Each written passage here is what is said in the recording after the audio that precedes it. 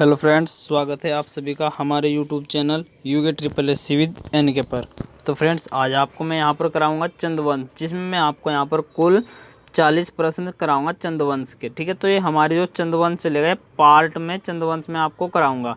तो इनके जो मोस्ट इंपॉर्टेंट पर्सन होंगे वही पर्सन मैं यहाँ पे आपको कराऊंगा। तो फ्रेंड्स, अगर आप हमारे इस चैनल पर नए हैं और उत्तराखंड से संबंधित आप किसी भी एग्ज़ाम की तैयारी कर रहे हैं तो आप हमारे इस चैनल को सब्सक्राइब कीजिए और ज़्यादा से ज़्यादा शेयर भी ज़रूर कीजिए। ठीक है, तो चलिए फ्रेंड्स, हम वीडियो को स्टार्ट करते हैं। तो जो हमारा आपका आज का पहला प्रश्न रहेगा चंद्रवंश में, प्रश्न ये रहेगा यहाँ पे चंद्रवंश में हमारा कि चंदों की प्रारंभिक राजधानी क्या थी। तो चंदों की प्रारंभिक राजधानी हमें बतानी है। तो चंदों की प्रारंभिक राजधानी क्या थी हमारे पास, तो इसका राइट आंसर हो जाएगा चंपावत। तो चंदों की प्रारंभिक राजधानी क्या थी, चंपावत। ठीक है, फिर नेक्स्ट प्रश्न आएगा हमारे पास कि चंदों की ग्रीष्मकालीन राजधानी क्या थी। मैंने आपको बताया प्रारंभिक राजधानी में जब यहाँ पे उत्तराखंड में चंद आए तो उनकी प्रारंभिक राजधानी थी चंपावत।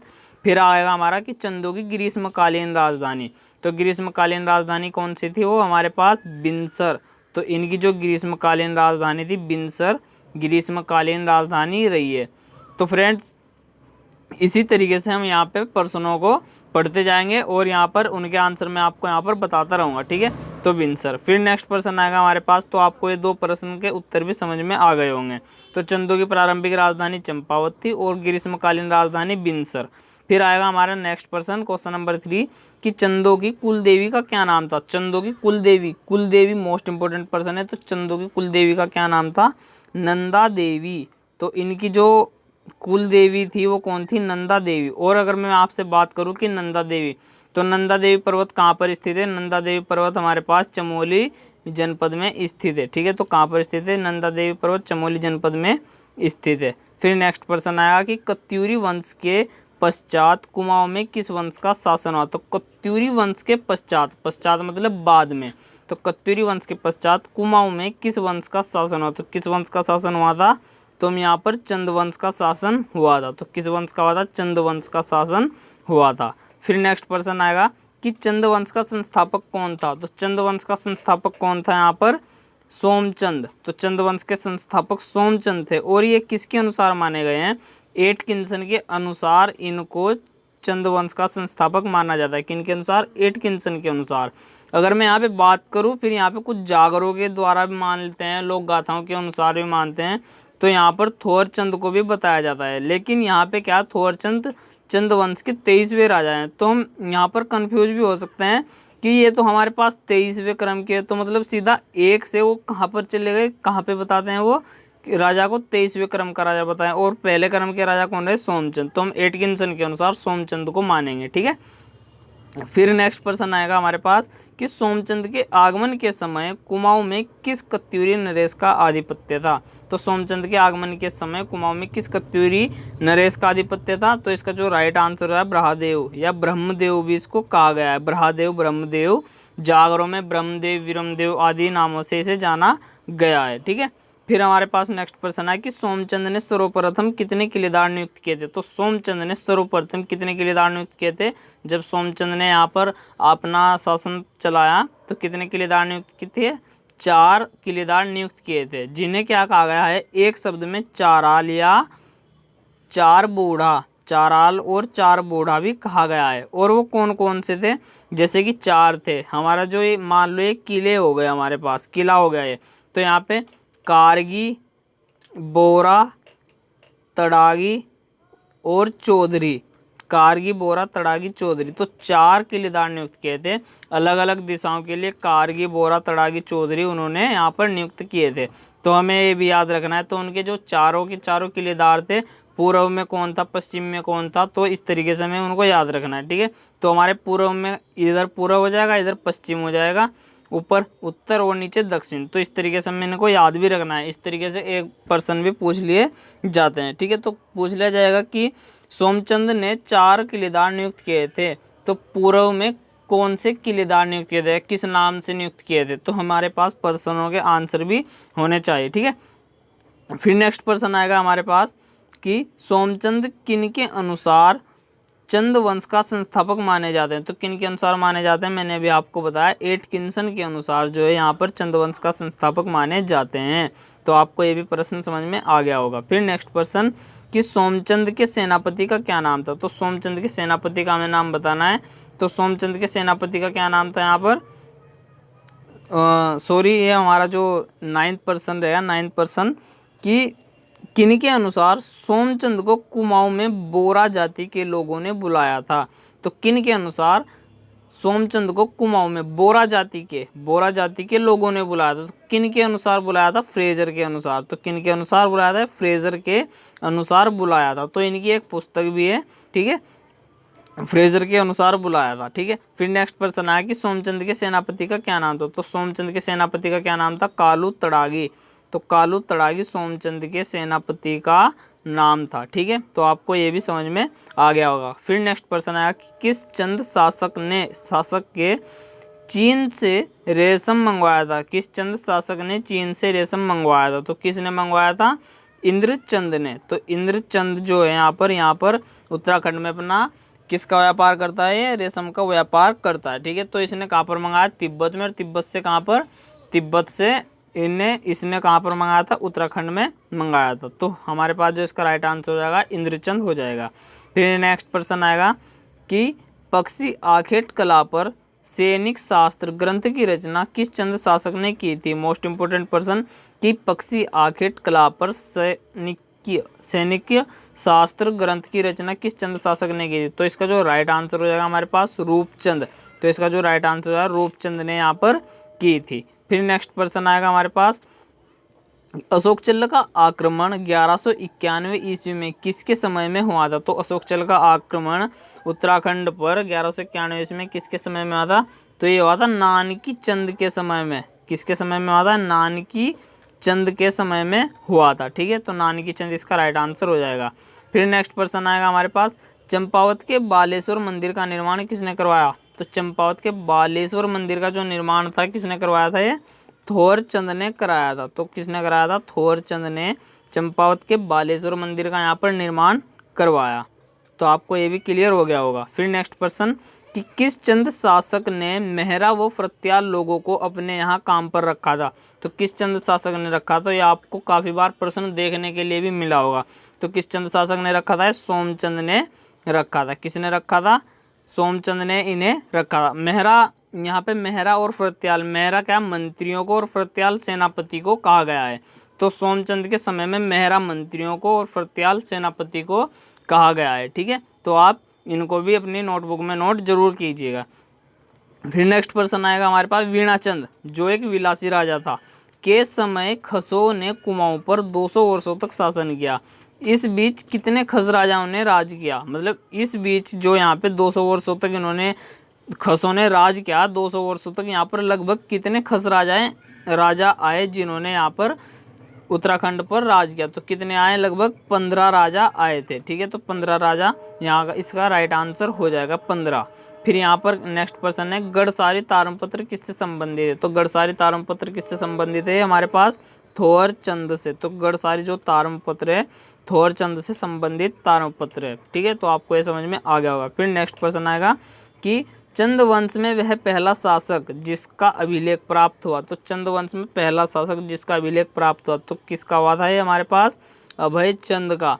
तो अभय चंद का अभिलेख जो है हमें प्राप्त हुआ था, अभय चंद का अभिलेख प्राप्त हुआ था, ठीक है फ्रेंड्स। तो अगर अभी आपने अभी तक हमारी इस वीडियो को शेयर नहीं किया है तो आप हमारी इस वीडियो को शेयर कीजिए और साथ ही साथ चैनल को सब्सक्राइब कीजिए और वीडियो को लाइक भी जरूर कीजिए। तो फिर नेक्स्ट प्रश्न आएगा हमारे पास, नेक्स्ट प्रश्न है क्वेश्चन नंबर 19 कि ज्ञानचंद किसका उपासक था। तो ज्ञानचंद हमें बताना है, ज्ञानचंद किसका उपासक था। तो भगवान विष्णु का उपासक था। तो किसका उपासक था, विष्णु जी का उपासक था ज्ञानचंद। पर्सन भी आ सकता है, ठीक है। तो मोस्ट इंपोर्टेंट पर्सन बनते हैं यहाँ पे। तो फिर नेक्स्ट पर्सन आएगा 20 नीलू कटायर, या इसको नीलू कटायक भी बोला जाता है, को कुमैया खिल्लत की उपाधि किसने दी। तो कुमैया खिल्लत की उपाधि किसने दी, तो किसने दी थी, गरुड़ ज्ञानचंद ने दी थी। गरुड़ ज्ञानचंद ने इनको कुमैया खिल्लत की उपाधि दी थी। किसको, नीलू कटायक को कुमैया खिल्लत की उपाधि किसने दी थी, गरुड़ ज्ञानचंद ने दी थी, ठीक है, गरुड़ ज्ञानचंद याद रखना। फिर नेक्स्ट प्रश्न आएगा चंपावत में ज्ञानचंद का ताम्रपत्र कब खोजा गया? तो चंपावत में ज्ञानचंद का ताम्रपत्र कब खोजा गया था? 1384 ईस्वी में खोजा गया था। तो कब खोजा गया था? 1384 ईस्वी, इसका राइट आंसर हो जाएगा। फिर नेक्स्ट क्वेश्चन आएगा हमारे पास कि विक्रमचंद का एक ताम्रपत्र बालेश्वर से प्राप्त हुआ, यह ताम्रपत्र किस ब्राह्मण के नाम था? तो मोस्ट इम्पोर्टेंट पर्सन है कि विक्रमचंद का एक ताम्रपत्र बालेश्वर से प्राप्त हुआ, यह ताम्रपत्र किस ब्राह्मण के नाम था? तो यह ताम्रपत्र किस ब्राह्मण के नाम था मैं बताऊं तो किसके नाम था? ये कुंज शर्मा के। तो श्री कुंज शर्मा, तो श्री कुंज शर्मा के ये ताम्रपत्र नाम था। ठीक है, तो आपको ये प्रश्न सभी अपनी नोटबुक में भी नोट करने हैं, तभी आपके ये प्रश्न याद भी रहेंगे। ठीक है, तो आप इन सभी प्रश्नों को अपनी नोटबुक में नोट जरूर कीजिएगा। तो आपको इसका भी आंसर पता चल गया है, तो ये राइट आंसर हमारा हो जाएगा। फिर नेक्स्ट प्रश्न आएगा हमारे पास कि यहाँ पर प्रश्न ये रहेगा कि किस चंद शासक ने गद्दी पर बैठते समय चंद राज्य को डोटी राज्य से स्वतंत्र करने की घोषणा की थी? तो किसने की थी हमारे पास? जो इसका राइट आंसर हो जाएगा भारती चंद। तो इसका जो राइट आंसर हो जाएगा भारती चंद, इसका यहाँ पर राइट आंसर हो जाएगा। ठीक है, तो भारती चंद इसका राइट आंसर हो गया। फिर नेक्स्ट प्रश्न है हमारे पास, नेक्स्ट प्रश्न रहेगा, तो नेक्स्ट प्रश्न ये है कि चंदों की अवैध संतान किसे बताया गया है? तो चंदों की अवैध संतान किसे बताया गया है? मोस्ट इंपोर्टेंट पर्सन, चंदों की अवैध संतान तो किसे बताया गया है? यहाँ पे नायकों को। तो नायकों को वहाँ पर ऑप्शन में आपको देखने के लिए मिलेगा नायकों।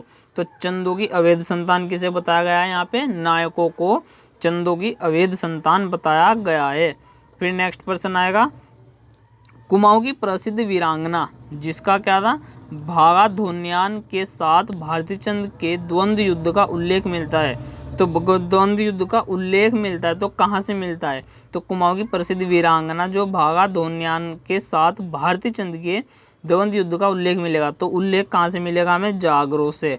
तो इसका जो राइट आंसर हो जाएगा जागर, इसका राइट आंसर हो जाएगा। ठीक है, फिर नेक्स्ट प्रश्न आएगा हमारे पास, किस चंद शासक ने डोटी राज्य पर पुनः आक्रमण कर नागमल को पराजित किया? तो किस चंद शासक ने डोटी राज्य पर पुनः आक्रमण, डोटी कौन थे यहाँ पे? नेपालियों पर पुनः आक्रमण कर नागमल को पराजित किया था। तो नागमल भी क्या थे? नेपालियों के एक राजा थे, उन पर आक्रमण कर उसको पराजित किया। तो ये किसने किया था? तो किस चंद शासक ने किया था? रतन चंद ने किया था। तो किसने किया था? ये हमारे पास रतन चंद ने किया था। ठीक है, फिर नेक्स्ट प्रश्न आएगा, खेती खान ताम्रपत्र कहाँ से प्राप्त हुआ है? तो खेती खान ताम्रपत्र जो है कहाँ से प्राप्त हुआ? हमें चंपावत से प्राप्त हुआ है, और यह ताम्रपत्र भारती चंद से संबंधित है। किससे संबंधित है? भारती चंद से संबंधित ताम्रपत्र है। ठीक है, तो भारती चंद। फिर नेक्स्ट प्रश्न आएगा हमारे पास कि कीर्तिचंद किस संप्रदाय का अनुयायी था? तो कीर्तिचंद किस संप्रदाय का अनुयायी था? तो किस संप्रदाय का अनुयायी थे? नाथ संप्रदाय का। तो मोस्ट इंपोर्टेंट पर्सन है कि कीर्तिचंद किस संप्रदाय से संबंधित था या अनुयायी था? तो नाथ संप्रदाय से संबंधित था। ठीक है, फिर नेक्स्ट प्रश्न आएगा, भीष्मचंद की हत्या किसने की थी? तो भीष्मचंद की हत्या यहाँ पे बताना है। तो भीष्मचंद की हत्या किसने की? तो भीष्मचंद की हत्या किसने की थी? गजू बटिया ने। गजू बटिया, तो गजू बटिया भी बोलते हैं और बठिया भी बोलते हैं इसको। ठीक है, गजू बठिया या गजू बठिया भी इसको ही कहा जाता है। तो भीष्मचंद की हत्या किसने की थी? गजू बठिया ने की थी। फिर क्वेश्चन नंबर 30, चंपावत में शासन करने वाला अंतिम राजा कौन था? तो चंपावत में शासन करने वाला अंतिम राजा हमें बताना है।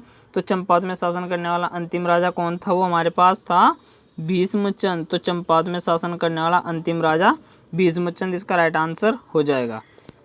फिर नेक्स्ट प्रश्न आएगा हमारे पास, मल्ला महल का निर्माण किसने शुरू करवाया था? तो मल्ला महल का निर्माण किसने शुरू करवाया था? ये हमारे पास कल्याण चंद ने। तो किसने करवाया था? कल्याण चंद ने शुरू करवाया था। तो इसका जो राइट आंसर है कल्याण चंद, इसका राइट आंसर हो जाएगा।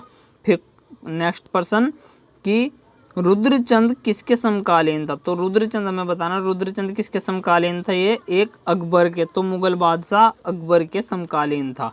फिर नेक्स्ट प्रश्न आएगा कि अकबर ने रुद्रचंद को लाहौर बुलाया था, इस बात का जिक्र किस पुस्तक में मिलता है? तो लाहौर बुलाया था अकबर ने रुद्रचंद को, लाहौर बुलाया, तो इस बात का जिक्र हमें किस पुस्तक में मिलता है? अकबरनामा पुस्तक में।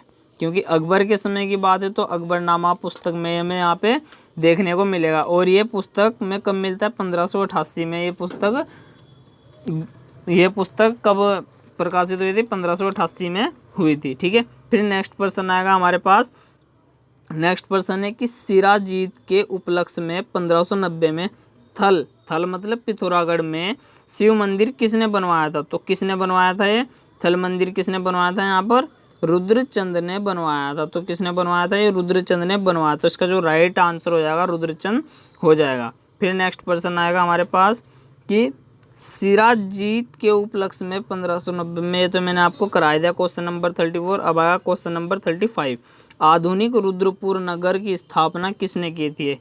तो आधुनिक रुद्रपुर से मतलब यहाँ पे चंद में आएगा, तो हमारा रुद्रपुर से रुद्रचंद, तो रुद्रचंद ने ही आधुनिक रुद्रपुर की नगर की स्थापना की थी।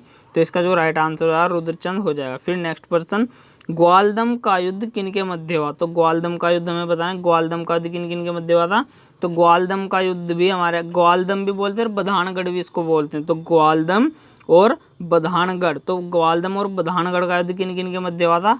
रुद्रचंद और बलभद्र शाह के मध्य हुआ था। तो रुद्रचंद बलभद्र शाह के मध्य में हुआ था। ये कब हुआ था? 1581 में हुआ था। तो 1581 में ये युद्ध हुआ था। तो आपको ये भी याद होना चाहिए। फिर नेक्स्ट प्रश्न आएगा हमारे पास, रुद्रचंद के प्रसिद्ध सेनापति का क्या नाम था? तो रुद्रचंद के जो प्रसिद्ध सेनापति थे उनका क्या नाम था? तो उनका नाम था यहाँ पर पुरुषपंत। तो पुरुषपंत रुद्रचंद के सेनापति का नाम था। फिर नेक्स्ट प्रश्न आएगा हमारे पास कि रुद्रचंद ने चंपावत में बालेश्वर मंदिर का निर्माण किसकी सलाह पर करवाया था? तो रुद्रचंद ने चंपावत में बालेश्वर मंदिर का निर्माण, हमने काफ़ी बार यही पढ़ा है कि बालेश्वर मंदिर का निर्माण किसने करवाया? तो किसने करवाया? रुद्रचंद ने करवाया। तो किसकी सलाह पर करवाया? तो किसकी सलाह पर करवाया था? ये रामदत्त पंडित की सलाह पर करवाया था। तो रामदत्त पंडित की सलाह पर करवाया था। और रामदत्त पंडित की समाधि भी बालेश्वर मंदिर के निकट के समीप ही है। तो यहीं पर इसी मंदिर के समीप रामदत्त पंडित की समाधि भी है। तो इसका जो राइट आंसर हो जाएगा 38 का रामदत्त पंडित राइट आंसर हो जाएगा। फिर नेक्स्ट पर्सन सेकंड और लास्ट कि लक्ष्मीचंद ने गढ़वाल पर कितने आक्रमण किया? कितनी बार आक्रमण किया? तो कितनी बार आक्रमण किए? 7 बार आक्रमण किए, जिसमें 7 बार यह असफल रहा। तो कितनी बार आक्रमण किए थे इन्होंने? 7 बार आक्रमण किए। फिर लास्ट पर्सन कि बागेश्वर के बागनाथ मंदिर का जीर्णोद्धार किसने करवाया था? तो बागेश्वर के बागनाथ मंदिर का जीर्णोद्धार किसने कराया था? ये लक्ष्मीचंद ने कराया था। तो किसने कराया था? लक्ष्मीचंद ने। और कब कराया था? 1602 ईस्वी में कराया था। तो आपको ये जो सभी के सभी चंद्रवंश के प्रश्न हैं आपको मैंने यहाँ पे करा दिए हैं। अगर इनमें कोई भी आपको डाउट हो तो आप मुझे कमेंट करके कमेंट में बता सकते हैं। ठीक है, तो अगली जो वीडियो में बनाऊंगा पूरे कितने पर्सन की बनाओ? 60 पर्सन की आपको यहाँ पर वीडियो दूंगा पार्ट 2, जिसमें मैं आपको कराऊंगा। तो आप फ्रेंड्स इस वीडियो को ज़्यादा से ज़्यादा शेयर कीजिए, वीडियो को लाइक कीजिए और चैनल को सब्सक्राइब जरूर कीजिए। धन्यवाद।